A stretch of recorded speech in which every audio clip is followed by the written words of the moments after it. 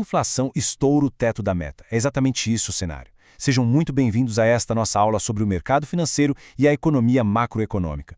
A análise de hoje vai focar numa notícia urgente, daquelas que mudam o jogo na hora de alocar o capital. O último boletim Focus do Banco Central trouxe um alerta fortíssimo. A inflação rompeu oficialmente o teto da meta projetada para o futuro próximo. Então, o nosso objetivo aqui é destrinchar como os ventos geopolíticos e as pressões internas criaram esse cenário. E, claro, como isso altera as regras do jogo para os investimentos. É hora de uma imersão profunda, da raiz do problema até os ajustes práticos nas carteiras. Bom, a nossa pauta está dividida em 6 blocos bem objetivos. Primeiro, o estouro da meta. Segundo, os motores da inflação. Terceiro, a resposta dos juros. Quarto, impactos na renda fixa. Quinto, o cenário para FIIs. E fechando, os reflexos na renda variável. Vamos lá? Entrando no nosso primeiro ponto, o estouro da meta e o grande alerta do boletim Focus.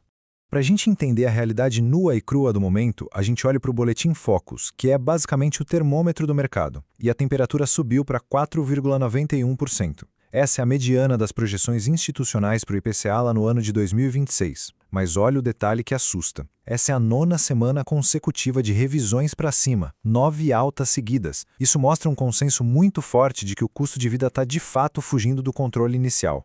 E por que 4,91% é tão grave? Para entender isso, a gente precisa lembrar da regra do jogo. A meta oficial definida pelo Conselho Monetário Nacional é de 3%. Existe uma banda de tolerância, sim, de 1,5% para mais ou para menos. Ou seja, no pior cenário tolerável, a inflação bateria ali em 4,50%. Bater 4,91% significa estilhaçar o teto com uma margem de 0,41 ponto percentual. É literalmente o rompimento da barreira que o Banco Central tenta defender a todo custo. E essa tabela ilustra perfeitamente o efeito dominó.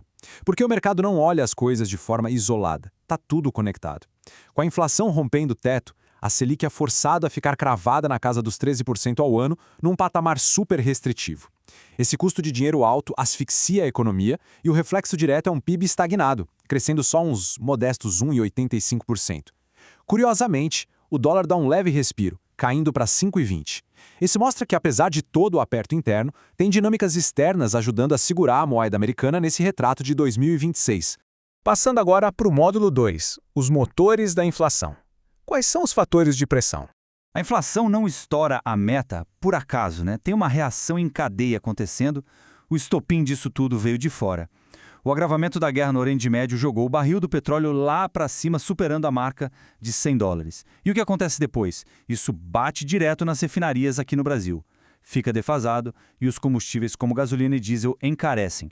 Combustível caro vira frete caro. E como a nossa logística é toda baseada em caminhão rodando em rodovia, o custo desse frete vai parar direto na prateleira do supermercado. É por isso que os alimentos viraram os grandes vilões do momento. E os dados de abril mostram bem onde dói no bolso. A inflação mensal foi puxada justamente por alimentos e bebidas, com uma alta de 1,34%, e também pelo setor de saúde, subindo 1,16%. Outro detalhe vital aqui é a resiliência dos serviços. Como o mercado de trabalho segue aquecido, o preço dos serviços simplesmente não cai. Toda essa conta somada jogou a inflação acumulada de 12 meses para 4,39%, encostando perigosamente no teto, e isso justifica o pânico nas revisões futuras. Módulo 3. A resposta dos juros e a rigidez na política monetária. Bom, quando a expectativa de inflação sai dos trilhos, o Banco Central tem que erguer um muro. E o preço desse remédio amargo é 13%. O mercado já precifica que a Selic vai estacionar nesse patamar restritivo até o fim de 2026. Não tem jeito. É a única ferramenta para esfriar a economia, encarecer o crédito, segurar o consumo e tentar empurrar a inflação de volta para dentro da meta lá na frente. Olhando aqui a linha do tempo, dá para ver o tamanho do sacrifício. Com a inflação de 2026 revisada para esses 4,91%, o Banco Central perde a margem de manobra no curto prazo. O arroxo nos juros em 2026 é o preço a se pagar para o IPCA começar a ceder só em 2027, recuando para 4%. E aí sim, manter a trajetória de queda para chegar em 3,64% em 2028. É um processo lento de formiguinha.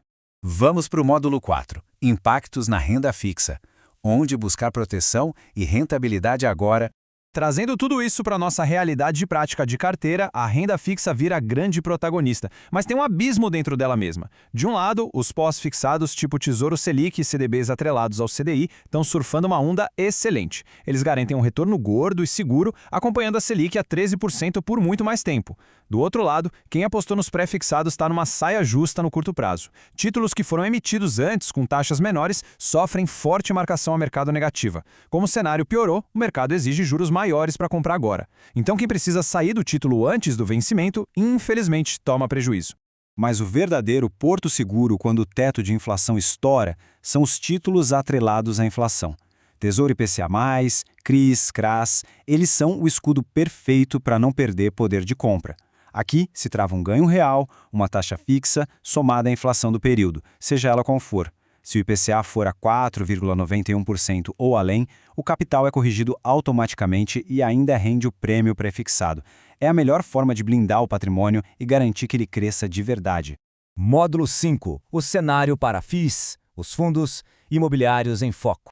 No mundo dos imóveis, juros na casa dos 2 dígitos mudam completamente o jogo. E a divergência também é clara aqui. Os fundos de papel, aqueles focados em recebíveis, capturam um impacto super positivo.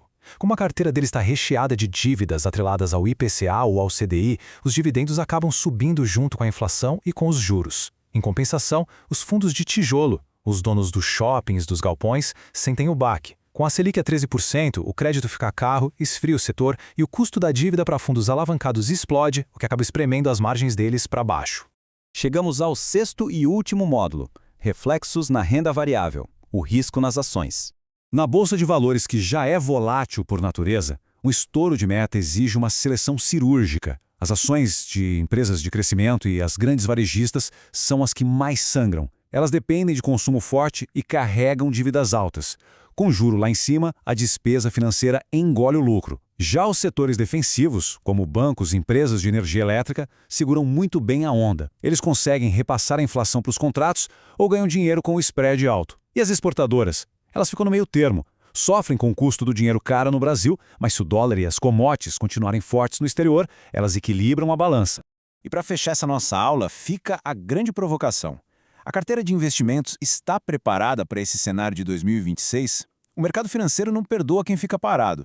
Com a inflação quebrando regras e a Selic estacionada no pico, a inércia é o maior risco.